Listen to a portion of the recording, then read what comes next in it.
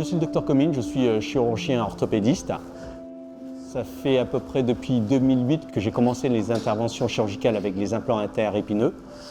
C'est une technique que j'ai découverte spontanément en me posant la question sur la possibilité, après une chirurgie de cure-dent discale ou un recalibrage, de maintenir les foramen ouverts et de garder l'espace ouvert pour les racines et de protéger le disque.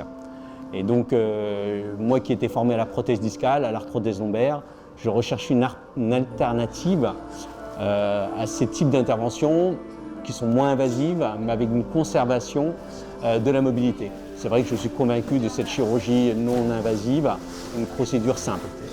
Donc le problème, c'est qu'au Canada, cette chirurgie n'est pas développée. Pour monsieur Marcel Mazantarim, ça fait des années qu'il souffre, depuis plus de 15 ans qu'il souffre de sciatique.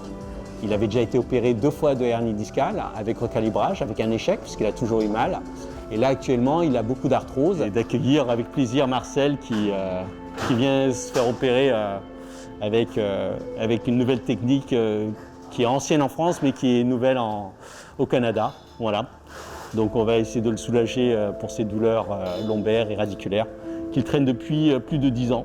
Donc c'est les disques qui sont pincés là avec les articulaires qui sont rétrécis ici, avec le foramen rétréci, avec une surcharge articulaire postérieure.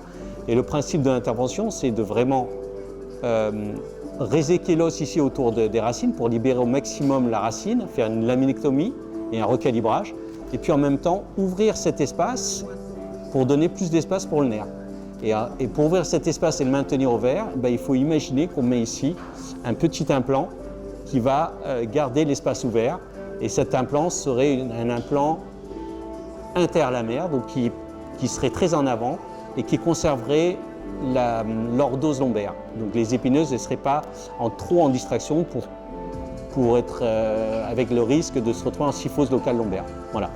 Donc l'avantage, c'est que ça sert d'amortisseur, donc ça va diminuer les contraintes sur les articulaires postérieurs et en même temps garder le foramen ouvert. Et avec un ligament, on va stabiliser le segment, donc diminuer l'usure à long terme. Voilà. Donc ça, c'est une technique qui est alternative et une solution alternative à l'arthrodèse, puisqu'on lui avait proposé au Canada l'arthrodèse lombaire et qu'en fin de compte, lui, il ne voulait pas qu'on lui bloque le dos parce qu'il y a des conséquences malheureuses à l'arthrodèse lombaire où on va décompenser les autres étages et on va décompenser les sacroiliaques. Donc là, le fait de conserver la mobilité, c'est toujours psychologiquement mieux pour le patient avec une chirurgie, une procédure plus simple et moins risquée. Voilà.